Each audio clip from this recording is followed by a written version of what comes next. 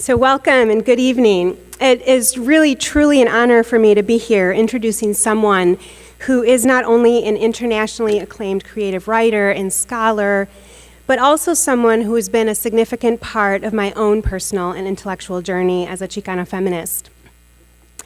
Ana Castillo's nearly 40-year publishing career includes the novels The Mixquihuala Letters, winner of the American Book Award from the Before Columbus Foundation, So Far From God, recipient of the Carl Sandburg Literary Prize, and Zapagonia, a New York Times Notable Book of the Year. She has also published several books of poetry, including My Father Was a Toltec and I Asked the Impossible, and edited a collection of essays, Goddess of the Americas, on the religious and cultural significance of the Virgen de Guadalupe. With Norma Alarcón, Castillo translated into Spanish Cheri Moraga and Gloria Anzaldua's seminal anthology, This Bridge Called My Back, Writings by Radical Women of Color. She is also the editor of La Tolteca, a literary zine, quote, dedicated to the advancement of a world without borders and censorship. Ana Castillo's latest novel, Give It To Me, was released in May of 2014. We're here tonight celebrating and honoring the 20th anniversary edition of her foundational work on Chicana, Mexican, and Indigenous women, Massacre of the Dreamers, Essays on Chicanismo, which will be republished this November. I discovered Ana Castillo when I was 18 years old, a sophomore in college. Little did I know that I already was a Chicana feminist. I just didn't know that my experiences, commitment to social justice, and cabrona with heart attitude had such a name. I had no idea a whole world of Chicana writers existed, or even what a Chicana was at that point in my life. As a young first-generation college-attending brown woman, I found an incredible sense of liberation and empowerment in the University of Illinois Library, where I had access all of a sudden to a wonderful world of writers that gave a voice, a name, a framework to what, until that point, I only knew was a very visceral reaction or feeling that I had. Ana Castillo wrote about what I already knew in my gut and my heart, but gave me and other Chicanas, Latinas, words to name that experience. She was writing for me and other brown women who didn't even exist in a polarized racial world. As a senior in college, I had the opportunity to meet Ana in person. I was a part of a Latina feminist campus group called La Fuerza. We would bring a Chicana Latina feminist to campus every year. And in particular, our experience with Ana, I really treasured and remembered that day. And of course, the pieces of insight that we had directly from her about the ending in So Far From God, her novel that had just been published. I was fighting the urge to read that book instead of studying for my final exams. As a budding social worker, and yeah, I confess I didn't wait until my finals were over to begin and finish reading the book, I was amazed at how Ana could combine every possible social issue, such as poverty, homophobia, illness, grief, gender oppression, land rights, into one book, and still make it possible to laugh in the midst of pain. Ana, indeed, is an expert in the art of healing. One of her latest books, The Guardian, is a story of loss, human rights violations, dehumanization of immigrants, poverty, etc., but ends with an incredible message about the possibility of the human spirit, love, forgiveness, and compassion. In the novel, Tia Regina is a fiercely independent woman whose character embodies a compassionate feminism, similar to the many other Chicanas working, for example, in El Paso with undocumented and unaccompanied minors, embracing them and welcoming them in a world that is mostly hostile and fears them. Ana, to me, is a social worker practicing restorative justice in her novels. My own dissertation was influenced by the work of Ana Castillo and other Chicana feminists. In Massacre of the Dreamers, Castillo introduces the term Chicanismo and concientización as a passionate call for nurturing a politically active, socially committed self, particular for Latinas. Ana provided a theoretical framework that addressed the importance of place, the unique social identity developed among Mexicanas and Mexicanos in Chicago, the importance of social identity and self, the racialization of Mexicans in the US, the historical context that shapes how we are seen and how we see ourselves, and the challenges to mainstream ideas such as assimilation. All of this, of course, within a framework that also addresses gender, neoliberalism, and other taboo topics such as religion and sexuality. In addressing issues of social identity, Ana Castillo says, a crucial distinction between labels we have been given by officials of the state and our own self-naming process is that only doing the latter serves us. The very act of self-definition is a rejection of colonization. So whether one identifies as Chicanista, Mujerista, Feminista, Chicana, it is an important declaration to start releasing ourselves from the bonds of oppression. In many ways, while we are celebrating the 20th anniversary of Massacre of the Dreamers, we continue to face similar struggles and in many ways more challenges as we have moved into this post-racial world with coded language, such as all the language used in immigration debates that serves to mask the racism that continues to exist. As Latinas, we've made incredible strides, but we face challenges on a global level as Mexican and Central American indigenous women continue to fight for human rights and basic issues such as a clean water source. They become activists out of necessity and their need to fight for their own lives and the lives of their children. As Ana Castillo states in Massacre of the Dreamers, the exploitation of poor working class women of color knows no boundaries on either side of the border. Ana was really ahead of her time in that she was already addressing the internationalization of this struggle, the historical roots of the oppression, and the ways in which Mexicanas and Mexicanos were and are racialized within the U.S. context. In the current political context of dog whistle politics that obscures issues of race, Ana's work and republication of Massacre of the Dreamers takes on a critical significance. As she states, together we create a tapestry. At times, it is vibrant with color and movement, and during other periods, it is dull and redundant, and still at others, just poorly done. No one of us is infallible. No one of us alone achieves the perfect confluence of elements in her creation. Conscientized politics then takes on everything and everyone at once, or at least that is its mission. It is often difficult to persuade even those in our lives, one's male lover or sister or female lover, that we are creating not only a new poetics with our own language, but a new concientización. Ana ends this chapter with the simple truth that we must live with the very problems presented in our own narratives. So I would challenge all of you to do critical self-reflection and think about what your contribution to your community's tapestry will be. So thank you all for being here tonight, and without further ado, it is an honor to present to you Dr. Ana Castillo. Buenas noches. I'm so very happy to be here this evening. A year ago, it was already a year ago when I was brought out here thanks to the efforts of Dr. Jane Shu, who discovered that I was coming out to Chicago to give a class at Northwestern, and immediately contacted, or maybe not so immediately, but she got me at the right time to come here, and it's been a year. It was the first time that I was here on this lovely campus in a little niche, these beautiful woods, and actually the very first time that I have ever been out to River Forest, although I was born and raised in Chicago. It was also in due part to her efforts, and I'd also like to thank the Dean Carlson, and the President, President Carroll, who shortly after the reading last year contacted me and extended this invitation. Equally warm have been the administration, my other colleagues, mis colegas. I love them too. Thank you, Leticia Villarreal Sosa, for that long and wonderful, detailed, I want to take a class with you now, introduction, and my students who have been very respectful, and I hope are taking in what I have to share with them.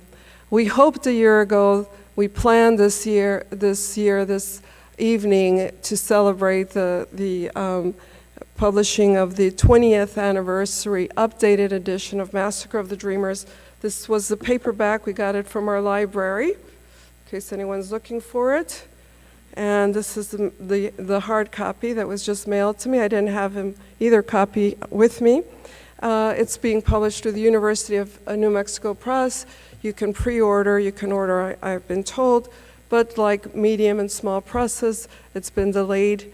I do hope if you see anywhere where I'll be speaking before I leave Chicago this semester, I'll be at the Newberry Library in conversation about it in November, and also some community events that are coming up. So you can go to my website or I don't know where, if they're posting anything here like the Newberry Library thing, but I do hope to see you again and with actual copies of that book. Now, when I started to put that book together, it's a long story, you gotta read, it's in the introduction how I did that. But I come from a generation in which we didn't have feminism and Chicana together. And when I realized that this was something that needed some thought and writing down, and I would go to give readings, I was writing fiction and I was writing poetry at that time, and people would ask, what are you working on? And I said, I'm working on a book of Chicana feminist essays, and the Chicanas and Latinas in the room would always invariably go like this. No, Ana, no, not feminism.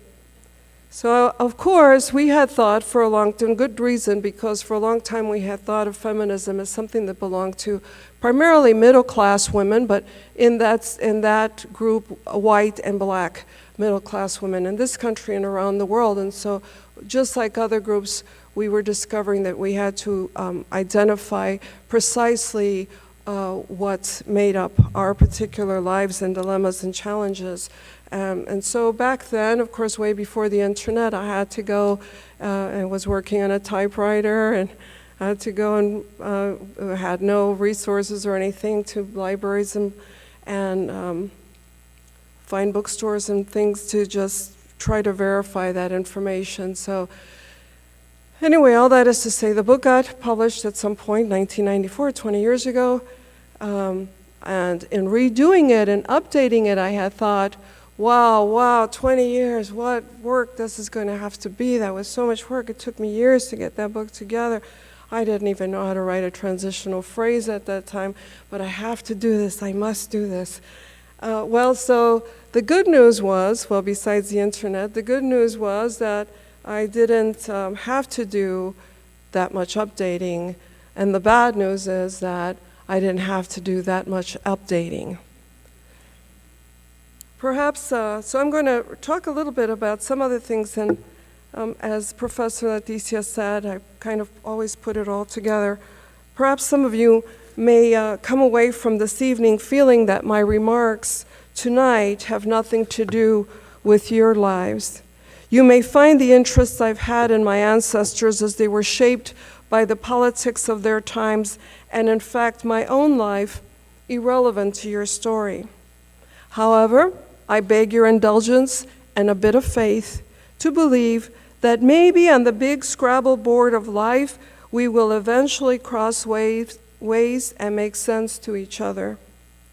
If you reside in this country, whether you are able to vote or pay taxes, then know that you and I have much more in common than not. Know that we may differ greatly in opinion, but only a handful in the world make decisions that affect the majority, and that includes you and me. If we question what passes for truth or the veracity of any point of view these days, bombarded and overloaded as we are with random sound bites, know also that knowledge does set you free. Knowledge makes you strong. Not random information gleaned off the internet or the opinions of Facebook friends, but checking and cross-checking your resources, that kind of knowledge. This evening, I'll focus my comments and lifelong observations on my own background because it has been critical throughout my life to find out who I am. You see, I didn't see me in history books. I didn't find women who looked like me in the sonnets by Edna St. Vincent Millay that I fell in love with at 16, that I found at the library in secretarial school. That wasn't me or my mother in the paintings I studied at my beloved Art Institute. I didn't see us on TV or the symphony or ballet. We weren't in white smocks in hospitals or running for office. In public schools, I grew up without a single Latina teacher or instructor to identify with, and indeed none in college. It was the Latino student organization I participated in that demanded a Chicano instructor, and we finally got one that last year, a young ABD sociologist not much older than ourselves. And yes, it was impacting on my life. I believe a bit of what I heard in his class, which left me astounded and so affirmed, is in some of what I'll share here. You may be interested in math and science, or business and profit. You might want to work with destitute children in faraway places. Or you may be wishing for the chance to just make enough money to buy your mother a little house one day to say you achieved your dream. We all aspire something, which is why we are here. The dreams vary, but we remain in the same world at the same time. I wish to start my comments on the next generation of dreamers with the brief summary of an earlier generation, not mine, but that of my grandmothers.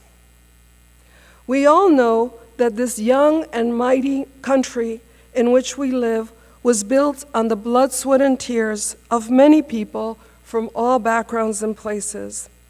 The U.S. is a young country because, in comparison to nations that go back centuries, even millennia, the cradle of civilization, Egypt, China, and Japan, the Incas, Rome, it is a scant 238 years old. When it was about half its age, right before the 20th century, there was great energy and excitement in building a railroad system that would revolutionize exports and imports and continue to cause this country to prosper. The President of Mexico and the U.S. government worked jointly on that effort. It was a time of enormous gains for this country. Mexico, not so much, except for the few in power who got richer. Then they had a civil war. As a result of the Mexican Revolution, 100 years ago, my paternal ancestors migrated north and settled in Chicago. My father was born in that city of unforgiving winters and steamy beach summers, asphalt all around and the demanding factories that Jane Addams so protested, the reeking slaughterhouse on Halsted and black fume-releasing oil refineries and the steel mills of the South Side. I too was born in that city and grew up in the same neighborhood he had. My mother's father was from Guanajuato, Mexico. He was a signalman with the railroad and part of the great frenzy of prospering times. We notoriously like to say in this country, if you work hard, you can have a piece of the pie.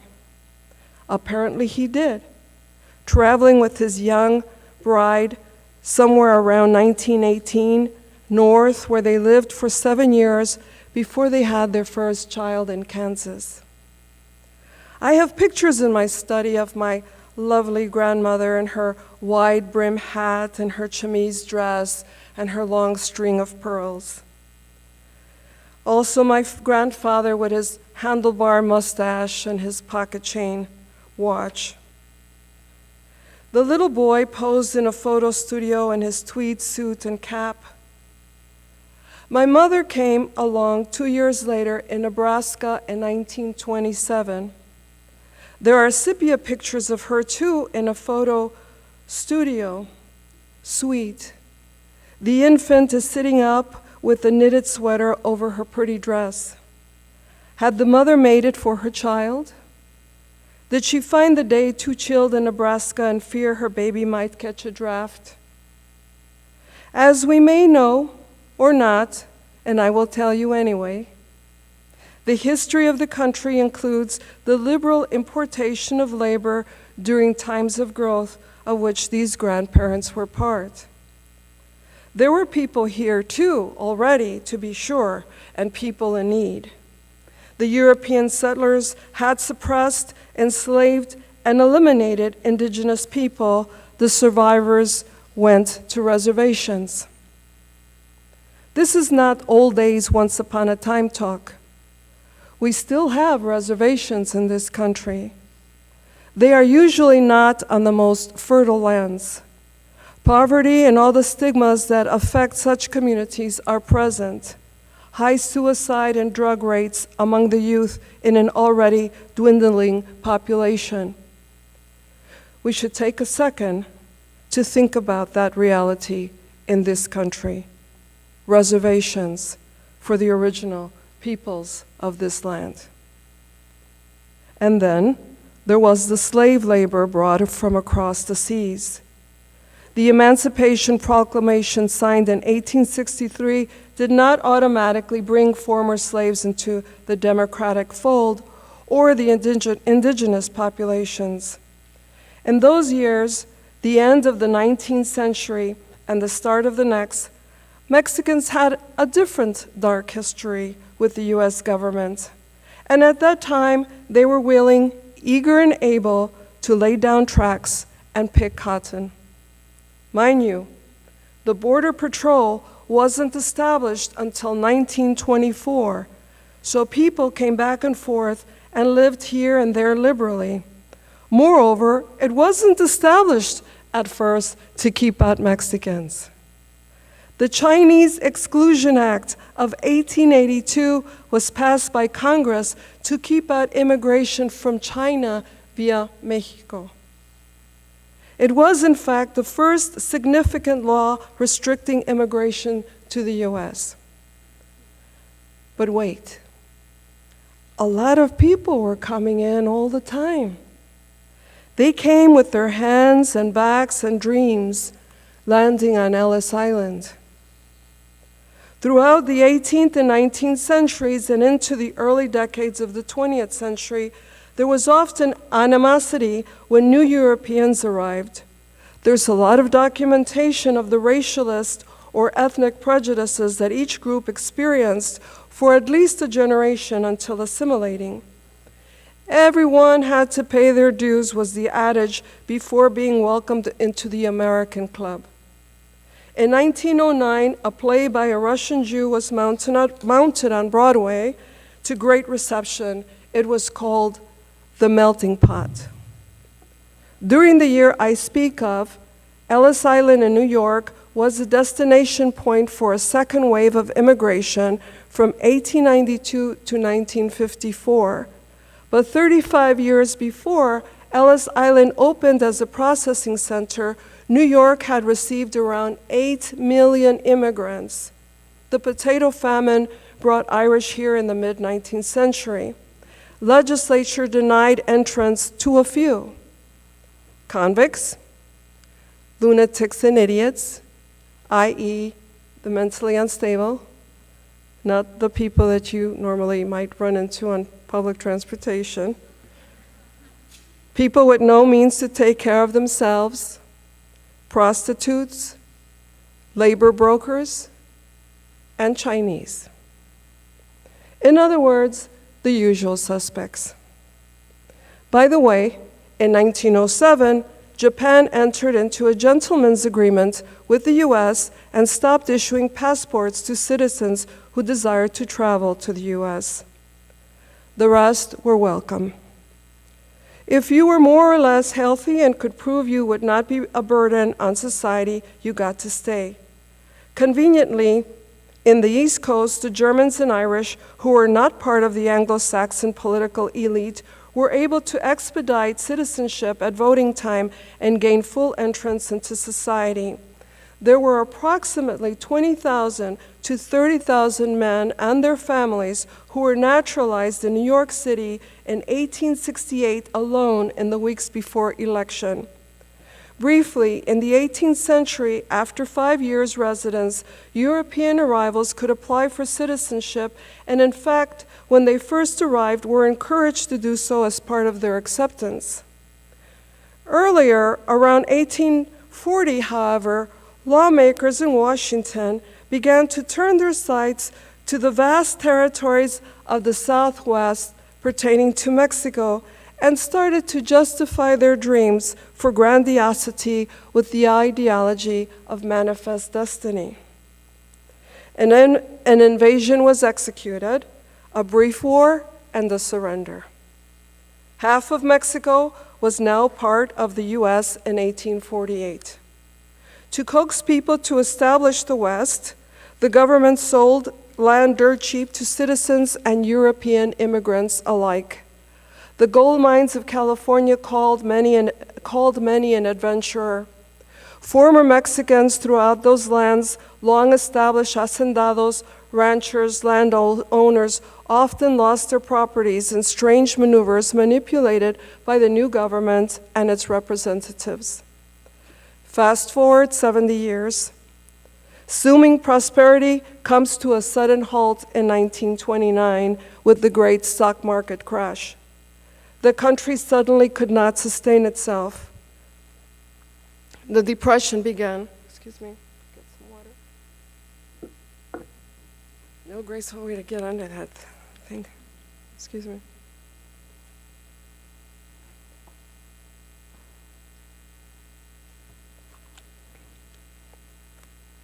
Thank you. It's my son. That's why I bring him.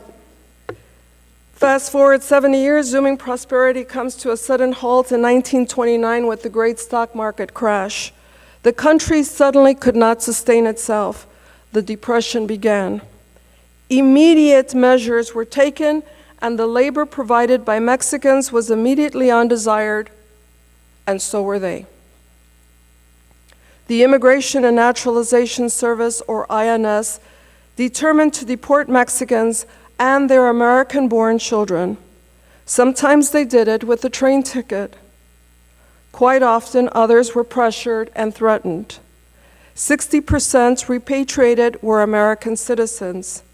Undergoing its own economic crisis, the Mexican government was unable to accommodate or provide for these repatriated families that in returning ended in dire circumstances.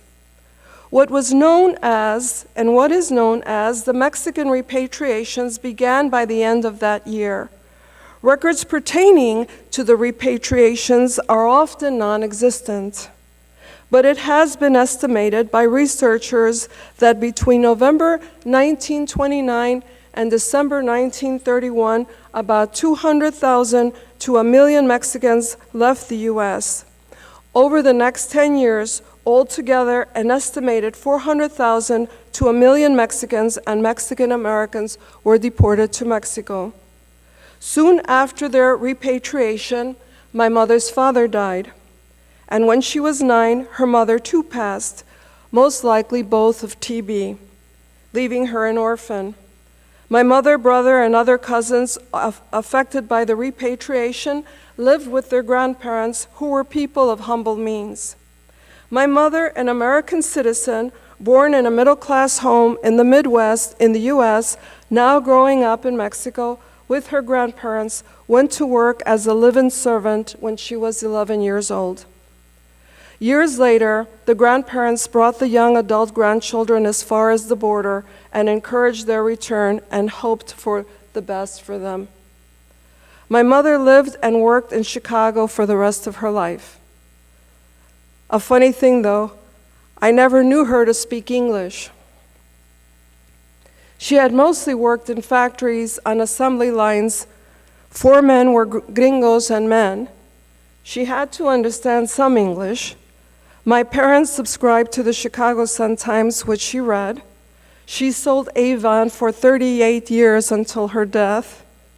But her refusal to speak English at home caused me to be convinced she didn't understand. If I spoke to her in Spanish, she would say, ¿Qué? No te entiendo. Háblame en español. So I did. I was around 30 years old, and I got a call from a friend of mine who was a neighbor of my mother's, a white woman that said, Anna, why is it that you say that your mother doesn't speak English? And I said, because she doesn't. And she said, well, your mother was helping register people at the voting booth this afternoon, and she speaks really good English. So I called up my mother and I said, Mamá, I said to her in Spanish, Svetlana me acaba de llamar y me dice que no habla español. And she said, no. I said, no, Svetlana called me and said that you don't speak English. And she said, ¿Qué? No te entiendo. So And that was really to the rest till her last days. And to think in times past, less than 100 years ago, that 1 million people were corralled, harassed, handed orders as private citizens to leave this country, to leave a hard-earned good life behind, which might include work, property, family, a community, church, future plans, seems monumentally sad and unimaginative as the way to fix the fallen economy. The nation needed rescuing, and it was thought then that Mexicans and U.S. citizens of Mexican descent shouldn't just get back in the back of the line, they should leave altogether, vamoose. Fast forward to now. The world's population has increased, and so has this country's, but the numbers that have been deported during the current administration are also unsettling. The current administration made over 400,000 deportations in 2013, 5% more than the year before. Today, an estimated 600,000 young people, dreamers, with deferred action for childhood arrivals can go to school but hit an adobe wall and cannot proceed with their careers. You may ask yourselves, or me perhaps later, what is the solution? Or how should the president proceed? They don't know in Washington, or seem to know, and I don't have a magical solution either, even while it would just be conversation, because mine is a personal vote, and only one. In my imaginings, however, in the ideal world, I would say we would have a global economy. I am not a political scientist, an economist, or a historian, but a poet. Poets are notorious for our grave opinions on the matters of all things. 10 years ago, teaching in Chicago, one brutal winter too many, I left and made my home near the U.S.-Mexican border. I'm going to ask for your indulgence for 1 minute.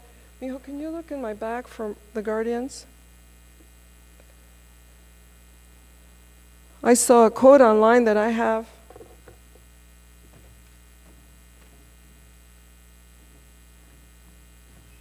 I was not a writing student. I've never taken a workshop. I wasn't an English major. I wasn't a Spanish major. I'm not a whole lot of things, apparently. But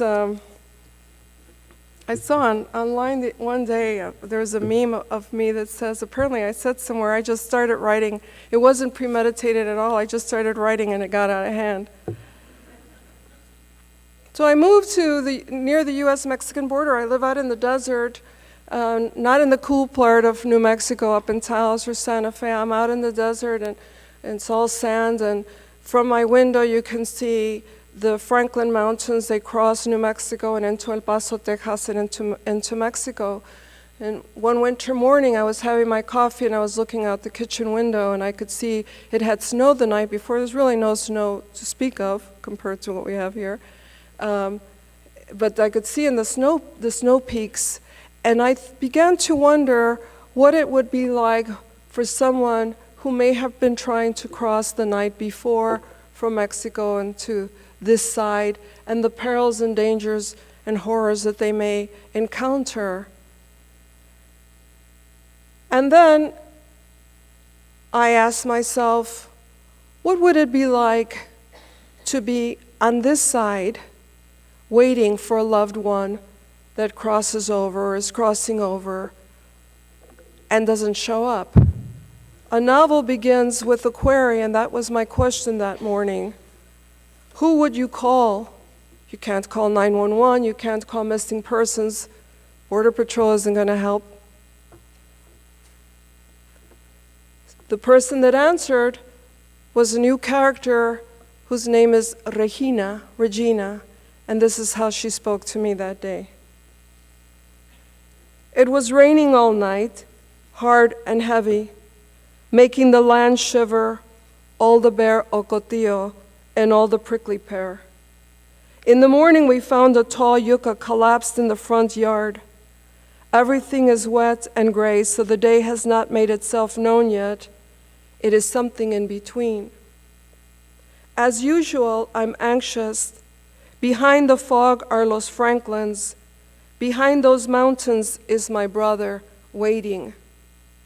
On this side, we're waiting too, my 15-year-old nephew Gabo and his dog La Winnie. Winnie has one eye now. She got it stuck by a staghorn cactus that pulled it right out. Blood everywhere that day. By the time Gabo got home from his after-school bagger's job at a SureSafe, I was back from the vet with Winnie, rocking her like a baby. You couldn't blame the dog for being upset, losing her eye and all. I kept Gabo this time around because I want him to finish high school. I don't care what the authorities say about his legal status.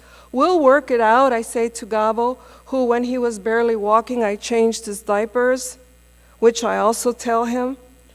He's still embarrassed to be seen in his boxers. That's okay. I'm embarrassed to be seen in mine too. 30 years of being widowed, you best believe I dress for comfort. Stop all this mourning, my mama used to say. You were only married 6 months. The guy was a drug addict, por Dios. She actually would say that and repeat it even though Junior died fighting for his country. That's why we got married. He was being shipped off to Vietnam. If the coroner suggested he had needle tracks, well, I don't know about that. Mommy always had a way of turning things around for me, to see them in the worst light possible. It's probably not a nice thing to say you are glad your mother's dead, but I am glad she's not around. Can I say that and not worry about a stretch in purgatory? Then I'll say that. We've been waiting a week, me and Gabo, for his dad to come back. He's been back and forth across that desert, dodging the border patrol so many times, you think he wouldn't even need a coyote no more. The problem is, the coyotes and narcos own the desert now. You look out there, you see thorny cactus, tumbleweed, and sand soil forever, and you think, nah, there's nothing out there. But you know what? They're out there. Los mero mero cabrones. The drug traffickers and body traffickers. Which are worse? I can't say. So the problem is, Rafa, my brother, can't just come across without paying somebody. 8 days ago, we got a call. It was a woman's voice.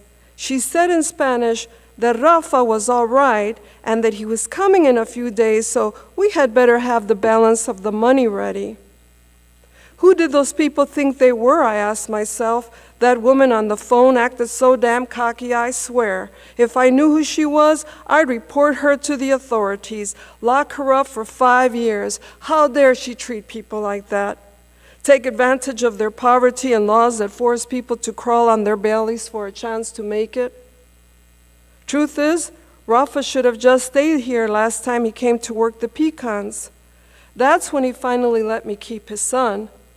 Someone in the family's got to finish high school, I said to him. Poor Rafa, all alone like that, now going back and forth, even though I think he has a new wife down in Chihuahua. He won't say nothing out of respect for Gabo's dead mother. Just the mention of Jimena and the boy falls apart. It's been almost 7 years now, but Gabo was just a child. His mind sort of got stuck in that time when his mother didn't make it. He was here with me that winter too. When Rafa and Jimena were returning, they got separated. The coyote said the women had to go in another truck. 3 days later, the bodies of 4 women were found out there in that heat by the Border Patrol. All 4 had been mutilated for their organs. One of them was Jimena. It was in all the news. I've been fighting to keep my sobrino since then, but My brother gets terco about it and keeps insisting on taking him back to the other side. What for, I tell him. Because he's Mexican, Rafa says, as if I'm not because I choose to live on this side. He's got to know his grandparents, meaning Jimena's folks. He's not going to become a gringo and forget who he is, my brother says, of his only son, as if getting an education would erase the picture the boy keeps it in his head of how his mother died. My poet's ideals have led me to run an online zine called La Tolteca, whose motto is promoting the advancement of a world without borders or censorship. Many years ago, I was invited to participate in an event at the United Nations on Women and Literacy. There was at that time a lot of enthusiasm over a novel I had written called So Far From God. I have a copy here. I don't know if they have any here or if anyone's heard of it. It's about a single mother and her 4 peculiar daughters in New Mexico. Frustrated about how things just kept getting worse all the time, the mother winds up running for mayor of her town. Well, however, at some point, it was noted at the United Nations that despite my name and the book they had selected, I was not Mexican, but American. New Mexico, after all, became part of the Union in 1912 as part of that whole Manifest Destiny thing. The American writer they chose was the wonderful short story writer Grace Paley, and they proceeded to identify an academic and writer who makes her life here and who was born in South America to represent Latinas. There was, it seems, no place for a U.S. Latina at the United Nations who is writing about ancestral lands now, part of the U.S., and I was uninvited. Today, we still have the difficulty of accepting that we are all here together, that human beings will migrate, will go by foot, train, raft, or ship, willingly and not, to form new communities and new economies. No entire ethnic group en masse is freeloading. All peoples everywhere at some time endure the challenges of survival, and we remain hopeful for humanity as a whole, especially as we reluctantly contemplate the consequences of global warming and water shortage. Meanwhile, day to day, we each form our own stories, and that is what I've dedicated my life to doing. I hope you enjoyed mine this evening. Gracias.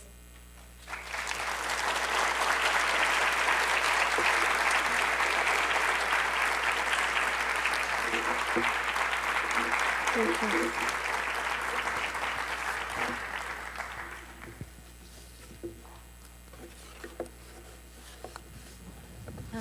Thank you, everyone, for attending tonight. I'm Jane Chu, professor of English at Dominican University, and we do have a few minutes for some Q&A and discussion with the audience, some feedback about what you heard tonight, some stories, histories from Dr. Castillo. So does anybody have any questions, comments, feedbacks that they want to give about the talk? Okay, and I'm going to actually run around and try to play Oprah and get you to speak into the mic because we are recording and so people can hear a question. Good evening, Dr. Castillo. My name is Alvaro Donaire, and I can see that you're truly passionate about your identifying your background and knowing and discovering who we are. Throughout all your years of experience and research, what community in the world requires our utmost urgency assistance in representation, identification, and why? Well, I mentioned that, thank you for that question, and gracias por los comentarios. I mentioned that in my update of Massacre of the Dreamers, a lot had changed, not much had really changed, and a lot seems to have changed, and yet not that much.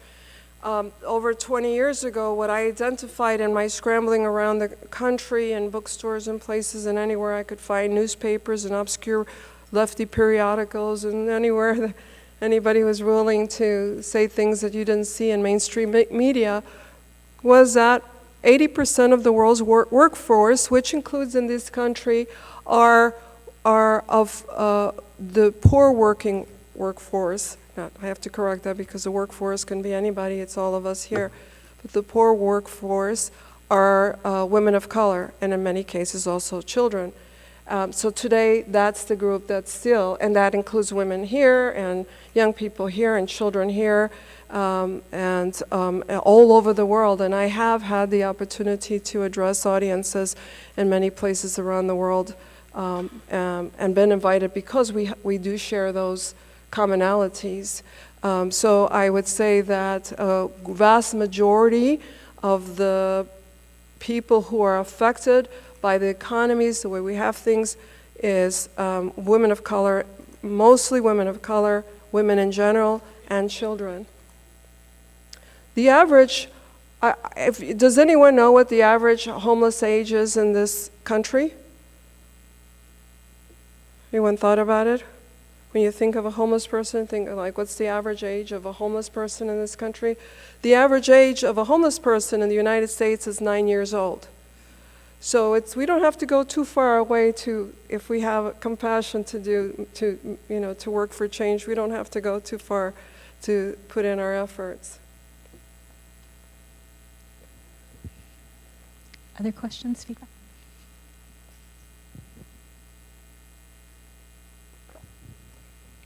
Thank you very much, Dr. Castillo, for your presentation. I was very moved by the part of the history you shared, which I knew nothing about, with the Mexican Americans, citizens, being forced to repatriate. I just had never heard that. And I think it's part of the sanitized history of this country that we white people keep propagating to our shame. So I really appreciate your telling us about that. Thank you. Well, thank you. Thank you for attending this evening. Dr. Castillo, thank you so much for coming here and sharing your story with us. My pleasure, thank you. I was really moved by when you spoke about deportation, because our next door neighbor, who his family was Hispanic, and our family, my parents immigrated from Poland, and we were very closely related with them, like just very close, and they were family to us. And around four or 5 years ago, the father of that family was deported to Mexico. And I mean, to us, it was a shock. Like, we cried because they were family to us. And what was really sad was that the family ended up going there too, even though like his daughter was born here, and she was really young. She was like 7 years old, and she ended up going, they settled in Ecuador. But we still communicate with them, but I know the daughter, she misses America because this is where she was born, and she found a home here, and now just that transition. And it just shows like what deportation does, and how the United States isn't, it's hard to say, but just, it's not right. It's really not right. And so thank you for speaking about that. It means a lot. Thank you.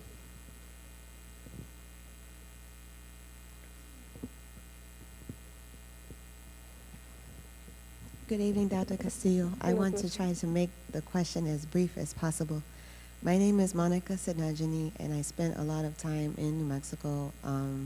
My grandmother's from Albuquerque area, and my family is Navajo. I spent a lot of time trying to do the studies at the University of Arizona, as well as the University of New Mexico. And one of the obstacles that I encountered was the severe fragmentation between not only Mexicanos internally, but also the idea that Navajos were Mexicanos at one time. So my question essentially is, what can happen going forward where we can kind of be a little more cohesive so that we can tell the truth about our personal histories, which are part of the larger tapestry that you spoke of at the beginning of your talk? Well, thank you. Thank you for your comments. I taught an honors writing program years ago with Tony Hillerman when they started it at the University of New Mexico in Albuquerque, and I taught a poetry class there also, and I did have the DNA students, and I know the area. I live in New Mexico. I know the area, and I know the living together for hundreds of years, and I've traveled the state quite a bit and know quite a few people, and it's very touching. One of the places that my deported grandparents lived in was in New Mexico, and I think that's part of why I went back there. She wrote in her letters about the Manitos in New Mexico. I don't think that there is one answer for all of us. I remember as a young spirited woman, as I mentioned, not having personal role models when I was a teenager, but I did see from my back porch in the near west side of Chicago, I did see the riots. I was a kid with the Democratic Convention. I was acutely aware of this city of Chicago giving the worst, lowliest reception to Dr. Martin Luther King outside of Memphis. And so all those things had come together for me when I started building that concientización. And when you were young and you realize that there's lots of things that tear at your heart, or in my case also were rendering me invisible in society of who I felt I was on the inside, as opposed to how I was seen and restricted on the outside. You want to do it all. You want to change the world. And so for many years, I worked really in a lot of things. I did a lot of things. When I finished school here, I moved to California, and I worked with the UFW and so forth. And what happens when you try to save the world is you burn out very quickly. And so just in case you're wondering at what point it's going to happen sooner or later, and so know now. And so my answer for me, and everyone has their own answer, and my answer for me is to pick the one thing that you are most, everybody talks about, you gotta follow your passion, you have to follow, you go see The Voice on TV, you gotta follow your passion, Well, your passion in terms of writing the world a little bit, making it a little better than how you found it. Stop blah, blah, blah, blah, blah, blah, blah, all day long and get up and do something. We can't do it all. And you burn out just everything, and besides that, your family or your loved ones, your lovers, your children, you have to have some time for yourself. So you pick that one thing. What I picked then was writing. Started writing poetry. I don't know, it just seemed like a good idea at the time, like I said. It was not like I chose a lucrative career, but I thought I can do this. And in that, I put everything I have had into that. I've also, been teaching in upper education, higher education since then. But I said, this is what I'm going to do, and this is where all my energy goes into. And this is, as you can see, I've been busy in the last years with the books that I've put out, so that you can put everything you have into it, give it your most, get to bed, give a little time to your family, get up the next morning and you start again. And so that's what I recommend for everybody is find that one thing that you're going to give yourself to and do that. Other questions, comments?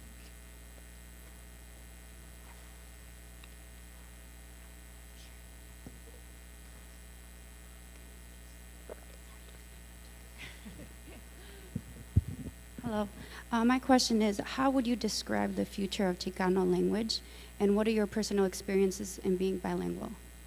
The future of Chicano, I know, let me take out my crystal ball. The future of Chicano language shall be, we have a great deal more Spanish speakers that are not Chicano, who are getting in there, who are listening into your conversations, just so you know.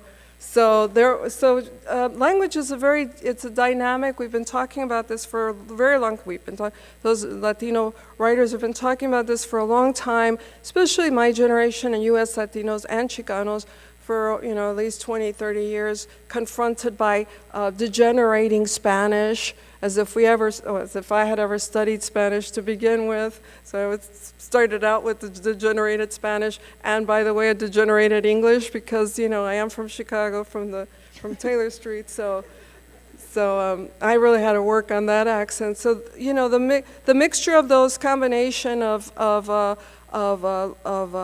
ways of living. And New Mexico, for example, going back to that, what fascinated me so much and what perked my ear when I moved there a long time ago was the combination of Spanish and English that was going on all the time, but it was a rural Spanish, and sometimes it was a made-up Spanish because, of course, there was that Manifest Destiny thing, and before that, the Mexico and Spain war, and so they had nobody teaching them Spanish anymore, and then you had the Tiwa people. So these are many languages that we're all speaking all the time.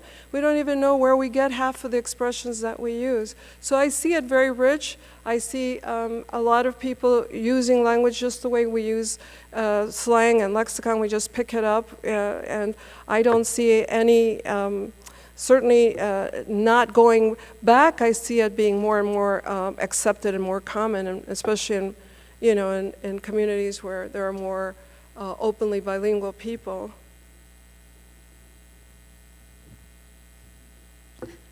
Any other questions or comments? Oh, there's a lot in back. Okay. Why don't we take these two over here?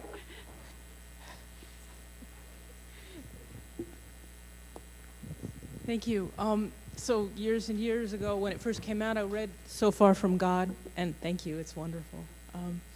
And at a really early you bring up HIV and AIDS really early in the AIDS epidemic in an incredible way. And I wonder if you've thought at all, now we're trying to close our borders again. They're talking about limiting or stopping any airplanes coming in from Africa, and the idea of contagion, and if you've thought at all about contagion and Ebola and immigration and all of that. No, it's a mess. It's a mess. They've been talking about, at least 5 years, you've been hearing about an inevitable pandemic, and it's quite a mess because it's something you can't identify until it's there, and you don't know what you're fighting until it's there. And people are protesting today at the airport that the workers there, they're not being protected enough from the people that are coming in. I saw some really bizarre ways in Africa, as far as the people are leaving, they have something that looks like a gun and they shoot it at you to see whatever you have. And I thought, well, that sort of just like desensitizes you to have a gun, stand there while I point this gun and shoot this gun at you. So that's a whole other issue that's going on. They don't know what to do or how to do it. And there's really not much more to prepare for it. I have a friend who is a doctor in Mexico City, friends maybe, not acquaintance, from Mexico City, who was very involved with 2011 when they had a scare, the last scare that we had. Something like that was going on. I think a child died in Houston, ended up dying in Houston. And then they said, no, they got it all under control in Mexico. And I wrote to him and I asked him, and he said, you have no idea. I have no idea how, what's going on as far as how bad it is. So, there's nothing that we can actually do to prepare for it. And it is inevitable with the amount of migration and immigration moving around all over the world, going on all the time, and all the other things that we're doing, messing around with, with people and so on. So I'm sorry, it's one more thing, I'm just like you. And in the So Far From God, I did say the same thing. My one of the publishers had said, well, when you get interviewed and they ask you about how the character contracted AIDS, because you never know, and I said, well, when they tell me where AIDS came from, maybe I can tell them, I can respond to that. So, we're still, those things are still in question.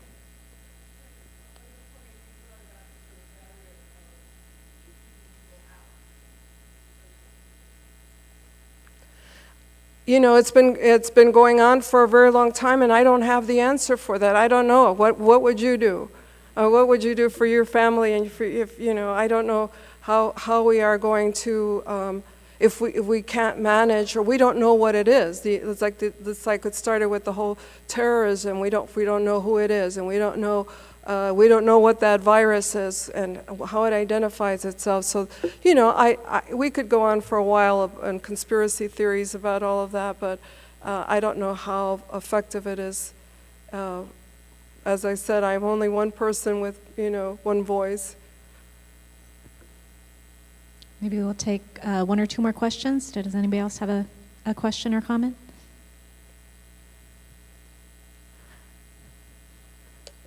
I didn't mention that in the new Massacre of the Dreamers, there's a new addendum. It's called The Real and True Meaning of La Virgen de Guadalupe. And so I'm very happy to share that research, find out who she really is, in case you want to know. What I discovered in writing Massacre of the Dreamers, which I consider to be, I thought I was approaching it from a very political perspective, or at least my political meaning. I had my own agenda, obviously. I was writing as a Chicana for Chicanas. What I discovered about that entity was she is at her core and always a very spiritual being, this mestiza, indigenous Mexican woman. And so the Virgen de Guadalupe addendum really was very applicable. Of all the things that we can say, and I also do mention about spirituality and religion, and of course Catholicism that came, and all the other things that bring us all together. And when people ask, well, how do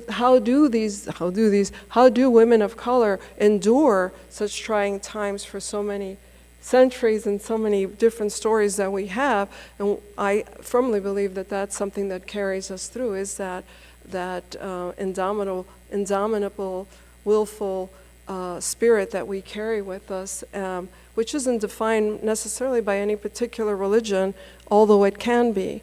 But there is something very essentially spiritual about people who have to endure all manner of circumstances early on. Maybe we're more conscious of it early on. Well, I'd like to invite you all. We have a light reception and refreshments out in the lobby to your left. We also are selling 2 of Dr. Castillo's books. Her most recent novel, Give It to Me, which is very fun and very sexy. And also her previous novel before that, The Guardians, from which she read about the migrants along the U.S.-Mexico border. And I'd just like to say, it seems like there is a lot of concern for migration issues. Undocumented immigration has obviously been a really big issue on our campus. And is Stephanie Zavala here? I think I saw her. Could you there is a undocumented student group and allies working for justice for undocumented immigrants at Dominican University. It's called DISC, Dominican Immigrant Student Collective. There's a Facebook page, there's meetings. And so for people who are interested in this topic, Stephanie can raise her hand and look out for events. And I think I want to thank Dr. Castillo for her very frank, candid, and generous giving of herself, both here